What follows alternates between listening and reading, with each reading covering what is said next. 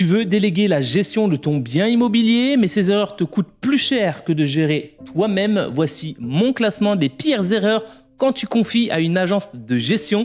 C'est parti! Ne pas lire le contrat. Le contrat peut inclure des frais cachés. Relocation, 1 mois de loyer, frais de gestion des travaux de 5 à 15%. L'état des lieux, ça coûte 200 à 400 euros. Lis chaque ligne avant de signer. Je mets ça directement en S tiers, c'est une des pires erreurs. Choisir le moins cher. Le moins cher coûte souvent trop cher. Une agence à 5% qui laisse ton bien vide pendant 2 mois par an te coûte plus qu'une agence à 8% qui te loue en une semaine. Donc fais très attention à ça. Le vrai critère, en fait, c'est le taux de vacances locatives, pas le pourcentage. Je mets ça en S tiers. Et justement, on passe au taux de vacances locatives. Donc, demande à l'agence son taux de vacances moyen sur les biens gérés. On va voir si c'est au-dessus de 5%. Cherche ailleurs. Je mets ça dans le A. Pas de reporting. Tu dois recevoir chaque mois un récapitulatif. Les loyers perçus, les charges, les interventions. Sans ce reporting, tu découvres les problèmes 6 mois trop tard et c'est une catastrophe. Donc, je mets ça dans le A. Toujours réclamer ces documents. Les préavis abusifs aussi. Certaines agences imposent 3 à 6 mois de préavis pour résilier. Tu négocies 1 mois maximum. C'est déjà largement suffisant. Tu dois pouvoir partir si le service est mauvais. Donc je mets ça en B.